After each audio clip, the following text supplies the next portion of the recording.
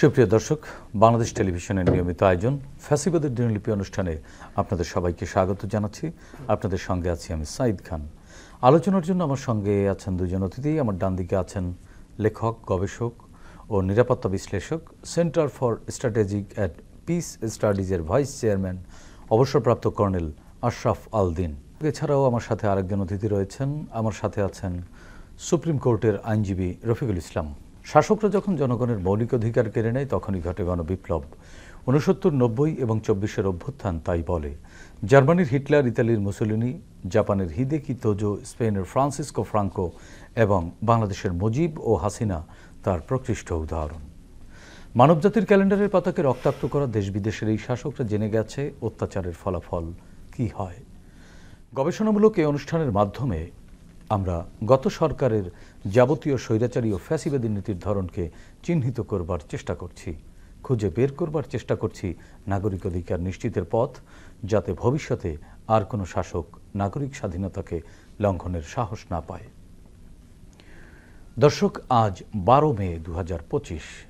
গত 16 বছরের শুধুমাত্র এই দিনটিতে কি কি ঘটেছিল অতিথিদের সঙ্গে আলোচনার আগে বিভিন্ন গণমাধ্যম থেকে সংগৃহীত কিছু সংবাদের শিরোনাম দেখে আসি। 2009 1 কোটিরও বেশি মানুষের জাতীয় পরিচয়পত্র নেই। 2010 দখলের কবলে মেঘনা। 2012 রাজধানীতে পানির জন্য হাহাকার। 2013 রাজশাহীতে র্যাবের ক্রসফায়ারে শিবির কর্মী নিহত। 2014 নূর হোসেন এলাকায় না থাকলেও চাঁদাবাজি চলছে। 2015 যেভাবে পাওয়া গেল সালাউদ্দিনকে। 2016 ইউনিয়ন পরিষদ নির্বাচনে মনোনয়ন বাণিজ্য। 2017 প্রধানমন্ত্রীকে নিয়ে বিরূপ মন্তব্য, মিরাক্কেলের রনির বিরুদ্ধে মামলা। 2018 কোটা বাতিল, প্রজ্ঞাপনের দাবিতে কাল সারা দেশে বিক্ষোভ। 2019 চট্টগ্রাম কাস্টমস হাউসে ঘুষ ছাড়া ফাইল নড়ে না, অতিষ্ঠ ব্যবসায়ীরা। 2021 পুলিশে হেফাজতে বাবুল আক্তার। 2022 বিদ্যুৎ কেন্দ্রের জমি কেনায় 390 কোটি টাকার দুর্নীতি। দর্শক, আমরা দেখে নিলাম গত 16 বছর ধরে ফ্যাসিস্ট শেখ হাসিনা সরকার কিভাবে রাষ্ট্রীয় প্রতিষ্ঠানগুলোকে সাধারণ মানুষের মুখোমুখি দাঁড় করিয়ে মানুষের অধিকার হরণ করেছিল। এসব বিষয় নিয়ে আলোচনা শুনব। প্রথমেই যাচ্ছি কর্নেল অবসরপ্রাপ্ত আশরাফ আল দিন, আপনার কাছ থেকে জানতে চাচ্ছি। আমরা একটি সংবাদে দেখলাম 2009 সালের একটি সংবাদ, 1 কোটিরও বেশি মানুষের জাতীয় পরিচয়পত্র নেই। 2008 সালের নির্বাচনের পর আওয়ামী লীগ ক্ষমতায় আসে। এর পরপরই প্রকাশ পায় প্রায় 1 কোটিরও বেশি নাগরিকের জাতীয় পরিচয়পত্র তৈরি করা হয়নি বা বিতরণ করা হয়নি। যখন 1 কোটিরও বেশি মানুষ জাতীয় পরিচয়পত্র পায়নি বা তারা ভোটার না, ভোট দিতে পারেননি, তখন ভোটাধিকার কিভাবে নিশ্চিত করা হয়েছিল বলে আপনি মনে করেন? বেসিক্যালি স্বৈরাচারী শেখ হাসিনা প্রথমবার ক্ষমতায় এসে যখন পরাজিত হয়ে গেল, তারপর তাদের এজেন্ডাই ছিল অন্যরকম। এই এজেন্ডা হচ্ছে গণতন্ত্র বিরোধী, একেবারেই স্বৈরাচার মুখী, অ্যান্ড ওরা চায় নাই কখনো মানুষের ভোটাধিকার দিতে। ওরা নির্বাচনে ওরা বিশ্বাস করেনি আর, যার জন্য 2014 থেকে আমরা যা দেখে আসলাম গত 16 বছরে কোনো নির্বাচন, তারা তিনটা নির্বাচন আসলে নির্বাচন করেনি। তো নির্বাচনে যদি না হবে তাহলে ভোটার তালিকার প্রয়োজন কি? এনআইডি নিয়ে মাথা কামানোর প্রয়োজন কি? এনআইডিটা বাংলাদেশ, এটি ছিল 2008 সালের নির্বাচনের আগের ঘটনা। জি, 1 কোটি মানুষ ভোটাধিকার প্রয়োগ করতে পারেনি বা জাতীয় পরিচয়পত্র পায়নি। তাহলে 8কে আপনি কি স্ট্যান্ডার্ড নির্বাচন হিসেবে কাউন্ট করতে পারেন কিনা? না, অফকোর্স নট। আমি সেটাই বলছি। As a matter of fact এই যে 8-এর নির্বাচনে যখন আসলো, তার আগে তো 1-11 ষড়যন্ত্র হয়ে গেছে। এবং তখন কিন্তু পাতানো নির্বাচনের একটা খেলা ছক ওরা এঁটেছে। এটির অংশ ছিল বলে অফকোর্স বিকজ অ্যাকচুয়ালি স্বৈরাচার কি করে, ওরা জানে যে জনগণের জনভিত্তি তাদের নেই। সো পরের বার যখন বিএনপি ক্ষমতায় এলো এবং তারা পরাজিত হলো আওয়ামী লীগ, কিন্তু আওয়ামী লীগের তখন মানে শেখ হাসিনার পার্টিকুলারলি তার একটাই যে তাকে ক্ষমতায় যেতে হবে। কিভাবে? ওই যে আমরা একটা কথা বলি ব্যাগ বড়োয়ের স্টিল, যে হয়তো ব্যাগ করে মানে ভিক্ষা করে, অথবা বড় আপনার কাছ থেকে ধার নিয়ে, অথবা স্টিল আপনি চুরি করে। তো যেভাবেই হোক না কেন আপনি চান যে আপনাকে ক্ষমতায় যেতে হবে। তো সেটা যদি করতে হয়, গণভিত্তি যদি না থাকে এবং গণভিত্তির উপর নির্বাচনের উপর যদি বিশ্বাস না থাকে, তাহলে আপনি যা যা করার সব কিছু করবেন শুধুমাত্র নির্বাচন ছাড়া, সঠিক নির্বাচন ছাড়া। তো আওয়ামী লীগ বিশাল একটা দল, অনেক দিন তারা ক্ষমতায় ছিল, হতেই পারতো যে তারা নির্বাচনে হয়তো টিকে যেত, কিন্তু এই আত্মবিশ্বাস শেখ হাসিনার ছিল না এবং সে কোনো চান্স নিতে চায়নি। প্রথমবার চান্স নিতে চায়নি, ষড়যন্ত্র করলো জেনারেল মঈনকে দিয়ে, এবং তারা ক্ষমতায় গেল। এবং এই নির্বাচনের পরের নির্বাচনগুলো কখনো দিনের রাতের নির্বাচন, কখনো দিনের নির্বাচন, কখনো ভোটারহীন নির্বাচন ইত্যাদি, এগুলো সব নাম, এগুলো সব আসলে গেইমের প্যাটার্ন রাইট। কিন্তু আসল কথাটা হচ্ছে জনগণকে তারা যেটার জন্য আমরা স্বাধীনতা যুদ্ধ করেছি, যেটার জন্য আমরা পাকিস্তান থেকে আলাদা হয়ে চলে এসেছি, সেটা কি? আমাদের স্বাধিকার, গণতান্ত্রিক অধিকার। এই গণতান্ত্রিক অধিকারকেই অস্বীকার করে বসলো। যেভাবেই হোক না কেন তাকে ক্ষমতায় যেতে হবে এবং ক্ষমতায় থাকতে হবে।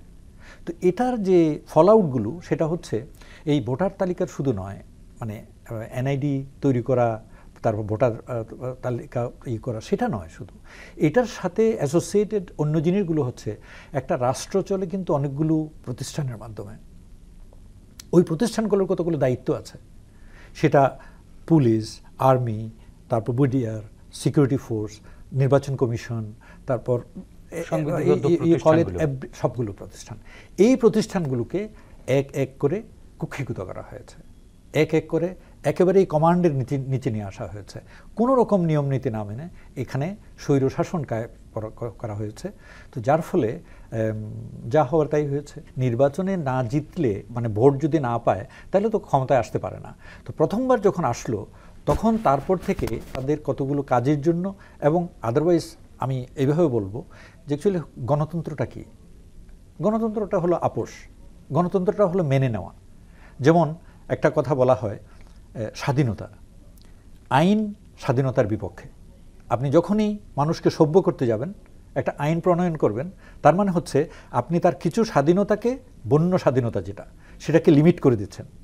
তো একইভাবে গণতন্ত্র মানে কি? গণতন্ত্র মানে হচ্ছে আপনি মেনে নেবেন জনগণ যা বলে, এবং জনগণের সাধারণ ক্ষুধা অনেক বেশি, চাহিদা অনেক বেশি। যে কোনো কেউ যত কিছুই করুক না কেন, 5 বছর শাসনের পর জনগণের অনেকগুলো দাবি থাকবে যেগুলো অপূর্ণ থাকবে।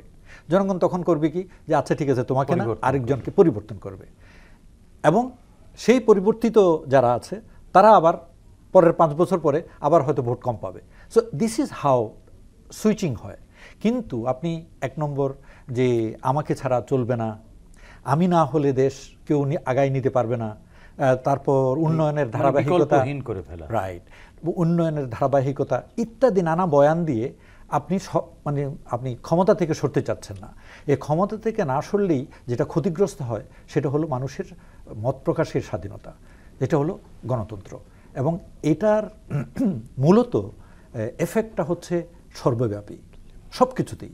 গণতন্ত্র হচ্ছে আমাদের মূল একেবারে কোর একটা আইটেম, যেটাকে পয়জনাস করলে তখন আর কোনো কিছুই সঠিকভাবে যায় না, অ্যাক্ট করে না। শেখ হাসিনা তো বাঙালি জাতির উপর প্রতিশোধ নেওয়ার, বাংলাদেশিদের উপর প্রতিশোধ নেওয়ার যে একটা গোপন বাসনা এবং মানসিকতা, সেটা সে কাজ করেছে। এবং তার পিছনে ফুয়েল হিসেবে কাজ করেছে তার ভারত প্রীতি। এবং ভারত তো নিচেরলি যে কোনো প্রতিবেশী কি চায়? প্রতিবেশী চাইবে আপনি একটু সাবসার্ভিয়েন্ট থাকেন, একটু অধস্তন হয়ে থাকেন, একটু নরম হয়ে থাকেন, আপনার উপর যেন সব কিছু ছড়ি ঘোরানো যায়। সো আমি ভারতকে দোষ দিই না, তাদের কূটনীতি, এটা তাদের কূটনীতি, they are very successful in doing that. But আমাদের লিডার কি করলো?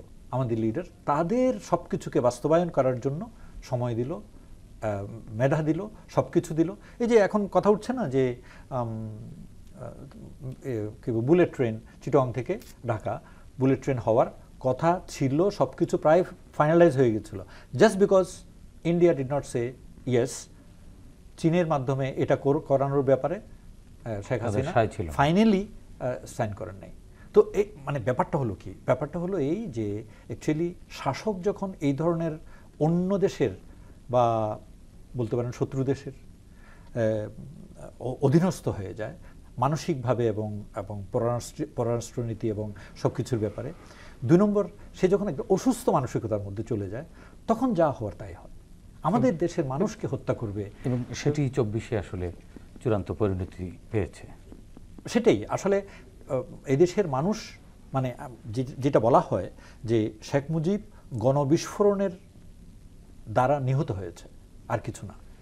তারপর আর শেখ হাসিনাকে পালিয়ে যেতে হয়েছে। বদরুদ্দীন ওমর সাহেব বলছিলেন যে শেখ মুজিব যদি আরও কদিন থাকতো তাহলে হাসিনার মতোই তাকে গণবিস্ফোরণের মুখে পালিয়ে যেতে হতো। আমরা একই বিষয়ে একটু অ্যাডভোকেট রফিকুল ইসলাম আপনার কাছ থেকে শুনে আসি যে জাতীয় পরিচয়পত্র যদি 1 কোটি মানুষের না থাকে তাহলে ওই নির্বাচনকে লেজিটিমাইজ করেছিল কিভাবে? টোটাল জনগণ প্রায় আমরা ধরে নিচ্ছি 20 কোটি টাকা, 20 কোটি জনগণ। 20 কোটি জনগণ এইখানে যদি আপনার 1 কোটি মানুষের ভোটার জাতীয় পরিচয়পত্র নাই থাকে তাহলে 1 কোটি লোকের মানে অসম্পূর্ণ ভোটার তালিকা, প্রশ্নবিদ্ধ, অসম্পূর্ণ। সুতরাং এই 1 কোটি ভোট কোথায় যাবে?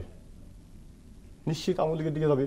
আর আপনি যেই আমাদের যে ফেসিজম, আমাদের যে আজকে যে প্রতিবদ্ধ ফেসিজম, এই ফেসিজমটা মূলত সৃষ্টি হয়েছে 1972-তে, যখন শেখ মুজিবুর রহমান সাহেব বাংলাদেশের প্রেসিডেন্ট ছিলেন।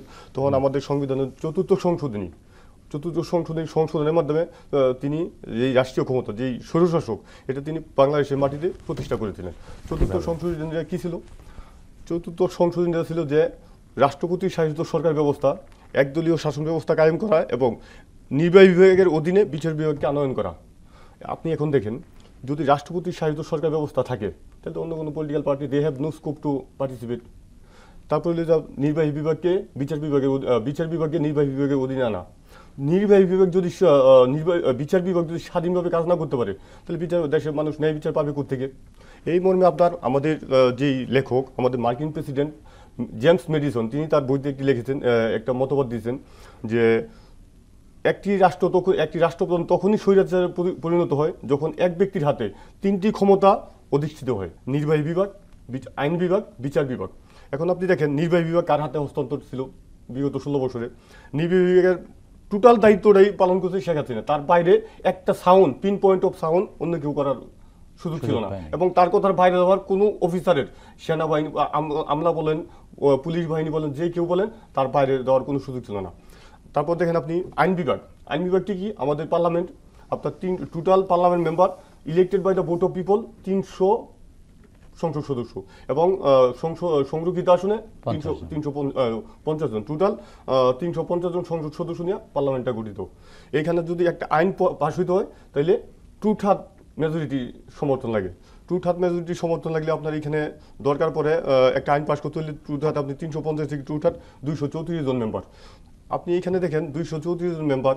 বিগত 4টা নির্বাচন 2009, 14, 18, 24, এইখানে আমাদের সংবিধানের আর্টিকেল 65 সাব আর্টিকেল 3-তে বলা আছে যে বৃহৎ রাজনৈতিক দলের অংশগ্রহণের মাধ্যমে একটি প্রতিযোগিতামূলক নির্বাচন অনুষ্ঠিত হবে, তারপর ওই নির্বাচিত সংসদ সদস্য দ্বারা পার্লামেন্টে আইন পরিণত হবে। এখন আপনি দেখেন পার্লামেন্টে আইন কারা তৈরি করছে? এরশাদ সাহেব ছিলেন শেখ হাসিনা পালিত একজন পোষা ব্যক্তি, যা বলতো তাই শুনতো। তার ভাই GM কাদের, গোলাম কাদের, তার সেম নেচার। এখন আপনি দেখেন 234 জনের সংখ্যাগরিষ্ঠতা লাগে, এর টোটালটাই আওয়ামী লীগের ছিল। সুতরাং শেখ হাসিনা যা বলছে ওই আইনটাই পার্লামেন্টে পাস হয়েছে। তাহলে আমরা ওনার মুখের কথাই আইন ছিল। হ্যাঁ, ওনার in a word we can say that Sheikh হাসিনার মুখের কথাটাই আইন। আর কোনো এইখানে কোনো অপোজ করার কোনো স্কোপই ছিল না, কেউ অপোজ করতে পারতো না। এখন আপনি দেখেন বিচার বিভাগটা কিভাবে ধ্বংস করছে। নির্বাহী বিভাগ, আইন বিভাগ এবং বিচার বিভাগ। একটা দেশের আপনি দেখেন যে 2016 আমাদের 16 অ্যামেন্ডমেন্ট, 16তম সংশোধনী যেটা আমাদের সংবিধানের, এখানে কি বলা হয়েছে? জাস্টিস ইমপিচমেন্ট, অর্থাৎ বিচারপতিদের অপসারণ ক্ষমতা। বিচারপতিদের অপসারণ ক্ষমতা 1972 ছিল পার্লামেন্টের হাতে। এটা Ziaur Rahman supreme judicial council করে এটা আবার বিচারকদের হাতে ফেরত দিয়েছেন। সুপ্রিম জুডিশিয়াল কাউন্সিলটা কি? যে মানুষ ভুল করতেই পারে, মানুষ ভুল করতে পারে, মানে মানুষ মাত্রই ভুল, কিন্তু ভুল করলেও তার একটা সলিউশন আছে। মানে সংশোধন আকারে। একজন under matric first parliament member, একজন হাই প্রোফাইলের বিচারপতিকে সংসদে হানা ভোট দিয়া অপসারণ করবে, এটা কে মাইনে নেবে? আপনি দেখেন বাংলাদেশের ইতিহাসে বাংলাদেশ স্বাধীন হওয়ার পর একমাত্র 16তম সংশোধনীটা সকল বিচারকদের মানে স্বাক্ষরিত সমন্বিত একটা জাজমেন্ট দিছে, কিন্তু শেখ হাসিনা তা মানতে রাজি না।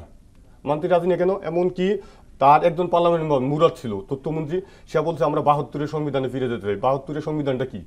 72-এর সংবিধান হলো রাষ্ট্রপতি শাসিত সরকার ব্যবস্থা, একদলীয় শাসন ব্যবস্থা প্রবর্তন করা এবং বিচার বিভাগকে নির্বাহী বিভাগের অধীনে নিয়ে আসা। বিচার বিভাগকে যদি নির্বাহী বিভাগের অধীনে নিয়ে আসতে পারে, তাহলে বিচারকরা স্বাধীনভাবে কোনো মামলার জাজমেন্ট দিতে পারবে না। কারণ অনেক জজরা আছে গরিব, নিম্ন স্তর ফ্যামিলি থেকে আছে, যদি তার চাকরিতে চলে যায় তাহলে সে নিরুপায় হয়ে যাবে। বাধ্যতামূলক সে গভর্নমেন্টের আন্ডারে রায় দেওয়া লাগে, দিতে হয়। এই জন্য যদি বিচার বিভাগটা যদি আপনার নির্বাহী বিভাগের অধীনে চলে যায়, তাহলে বিচার বিভাগ টোটালি স্বাধীনভাবে থাকে না। রফিকুল ইসলাম, আরেকটি বিষয় আপনার কাছ থেকে আলোচনা শুনতে চাই। আমরা 2017 সালের একটি খবর দেখছি, প্রধানমন্ত্রীকে নিয়ে বিরূপ মন্তব্য।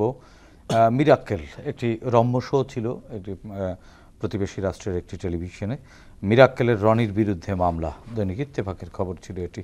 কৌতুক, ব্যঙ্গ বা সমালোচনা ছাড়া কি কোনো স্বাস্থ্যকর রাজনৈতিক পরিবেশ সম্ভব কিনা? কোনোভাবেই সম্ভব না। আপনি প্রত্যেকটা কাজে ভালো মন্দ একটা নেগেটিভ সাইড থাকে, মানে আলোচনা যেমনি করবার সুযোগ রাখা উচিত, সমালোচনাও সুযোগ থাকাটা গণতন্ত্র। পৃথিবীর সবচেয়ে ক্ষমতাধর রাষ্ট্র মার্কিন প্রেসিডেন্ট, ওইখানে ডোনাল্ড ট্রাম্পের ওনার সামনে ওনার কুশপুতলি দাখিল করা হয়, কিন্তু সে কোনো প্রতিবাদ করে না, কারণ ওই দেশে মুখ মানে কথা বলার মতো সুযোগ আছে, মানবাধিকার আছে, বাক স্বাধীনতা। আমাদের সংবিধানে আর্টিকেল 39 বলা আছে যে ফ্রিডম অফ থট অ্যান্ড ইনসিকুয়েন্স অফ স্পিচ, অর্থাৎ বাক স্বাধীনতা, কথা বলার স্বাধীনতা, লেখার স্বাধীনতা, এই স্বাধীনতা আছে। কিন্তু আমরা সংবিধানে আছে এটা নামে মাত্র। শেখ হাসিনার আমলে কোনো দেশ, কোনো ব্যক্তি স্বাধীনভাবে কথা বলার সুযোগ ছিল না। শেখ হাসিনা ছিল একজন মস্তিষ্ক বিকৃত লোক। 2007 সালে বাংলাদেশ সুপ্রিম কোর্টে হাইকোর্ট ডিভিশন তাকে পাগল বলে ঘোষণা দিয়েছে। রং হেডেড বলা, রং হেডেড, হি ওয়াজ এ রং হেডেড পারসন।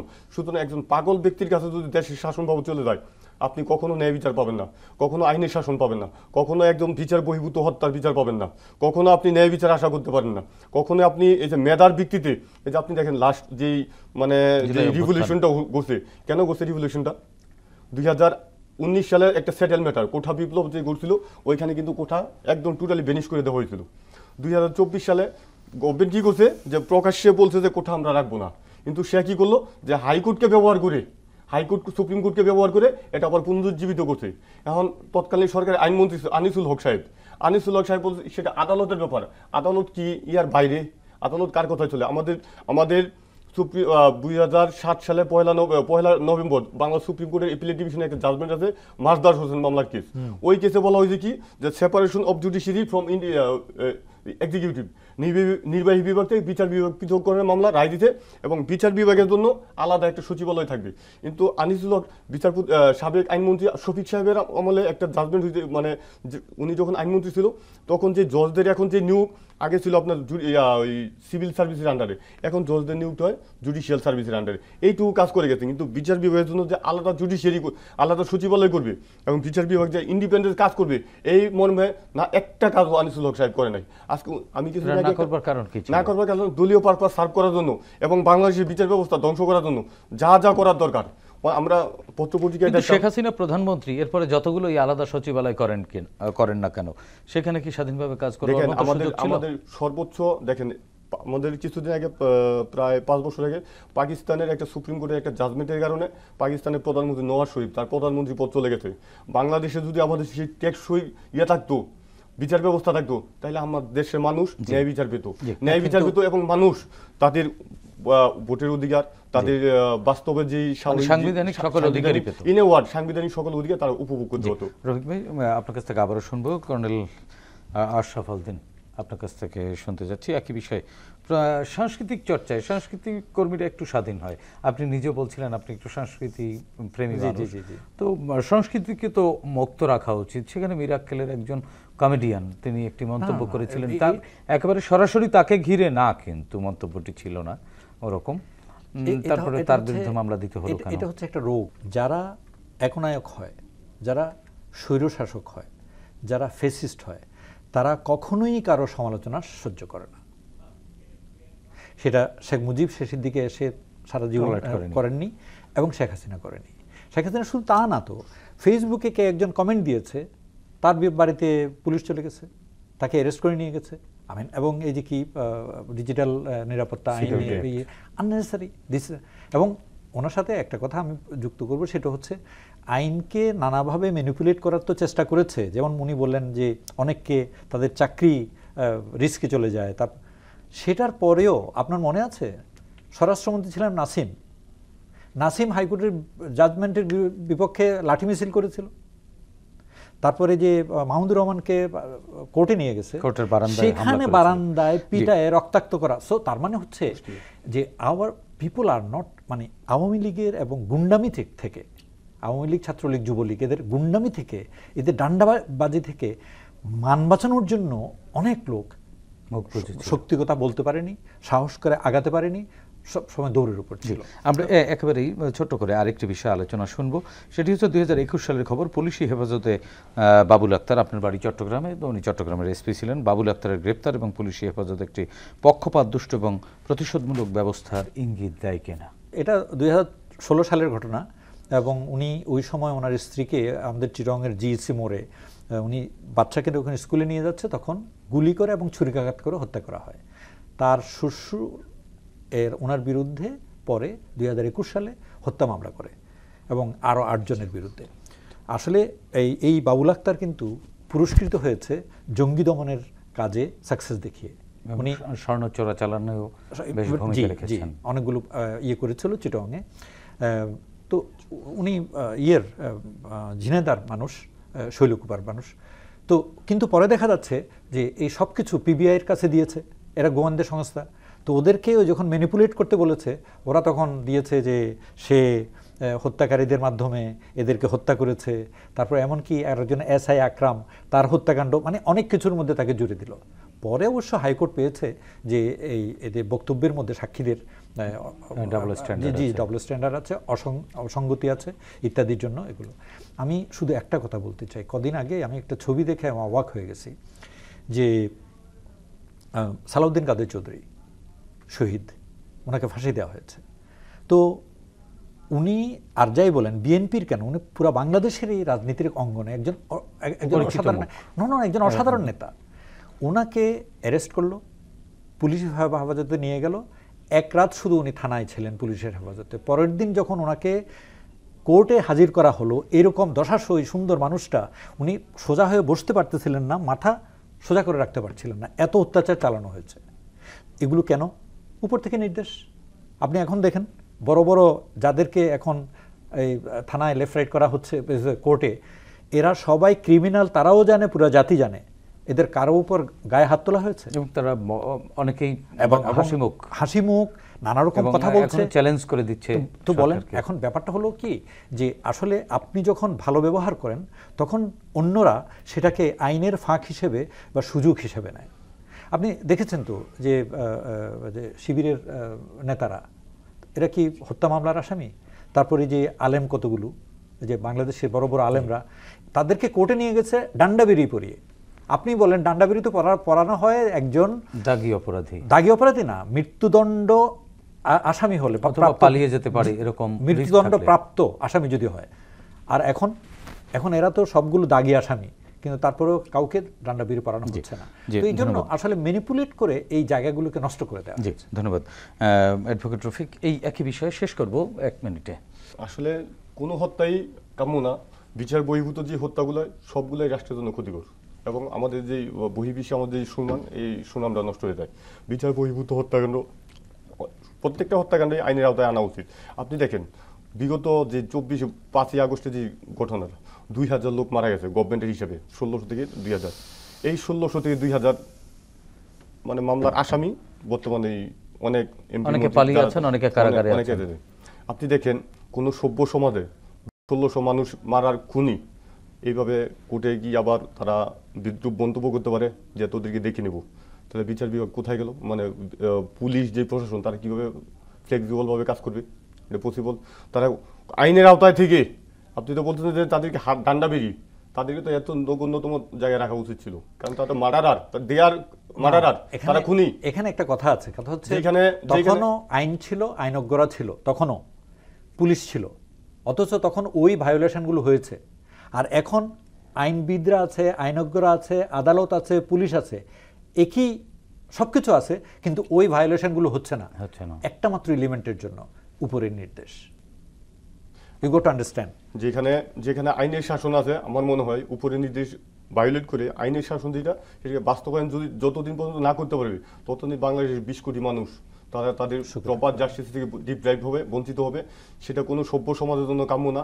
কারণ আমাদের তো আইন আছে, আমাদের একটা সংবিধান আছে, এই সংবিধান হলো বাংলাদেশের সর্বোচ্চ আইন, সর্বোচ্চ আইন না?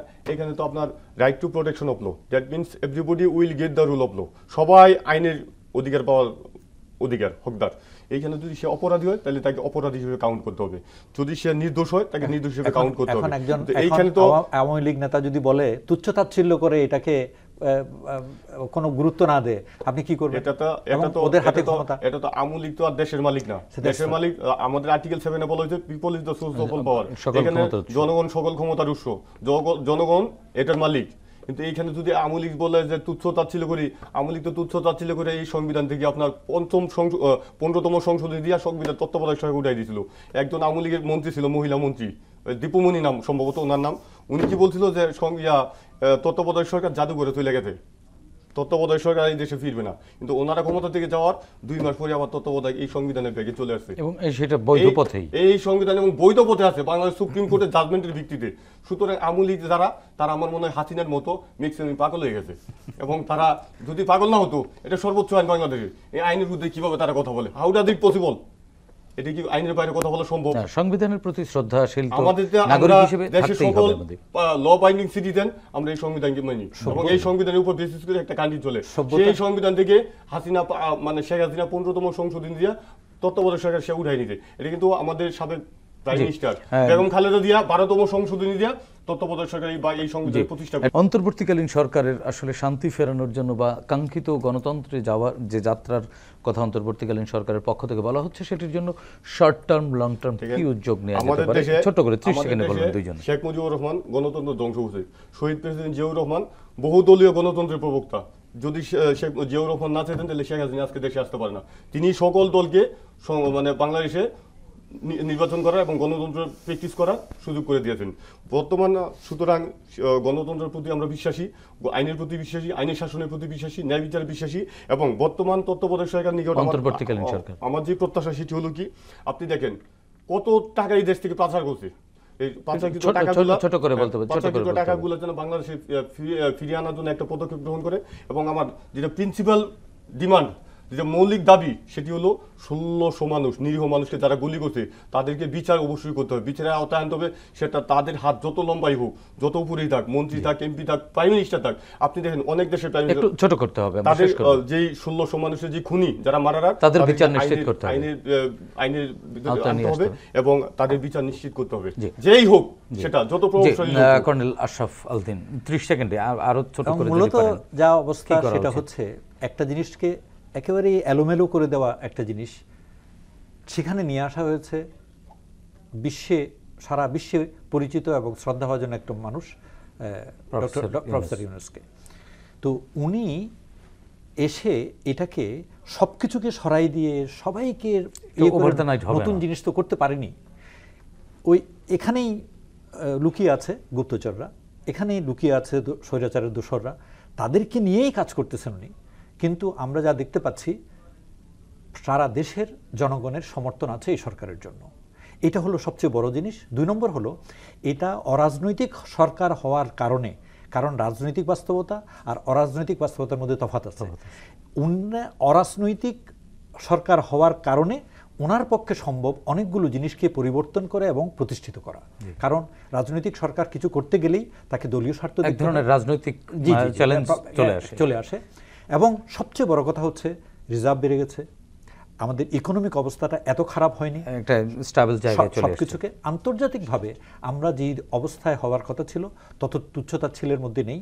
তো আমার মনে হয় আমাদের সবার উচিত হবে শত্রুদের কথা মাথায় রেখেও, এ ব্যাপারে সচেতন থেকেও এই সরকারকে পরিপূর্ণভাবে সমর্থন করা এবং সহযোগিতা করা। জি, ধন্যবাদ কর্নেল আশরাফ আলদিন আপনাকে এবং অ্যাডভোকেট রফিকুল ইসলাম, আপনাদের দুজনকেই। প্রিয় দর্শক, 24-এর ছাত্র জনতার গণ অভ্যুত্থান পৃথিবীর ইতিহাসে নতুন পরিচয় পরিচিত করেছে বাংলাদেশকে। জনগণ শাসকের শোষণ নয়, চায় স্বচ্ছতা ও জবাবদিহিতামূলক রাষ্ট্র ব্যবস্থা, যার মাধ্যমে রাষ্ট্রে তাদের অধিকার নিশ্চিত হবে, প্রজা থেকে হয়ে উঠবেন নাগরিক। আসুন নতুন এই বাংলাদেশকে আমরা নাগরিক বান্ধব হিসেবে গড়ে তুলি, সাধ্যমতো ভূমিকা রাখি দেশ ও জাতি গঠনে। দর্শক, দেখা হবে আগামী পর্বে নতুন অতিথির সঙ্গে। ততক্ষণ পর্যন্ত ভালো থাকুন, সুস্থ থাকুন, বাংলাদেশ টেলিভিশনের সঙ্গেই থাকুন। খোদা হাফেজ।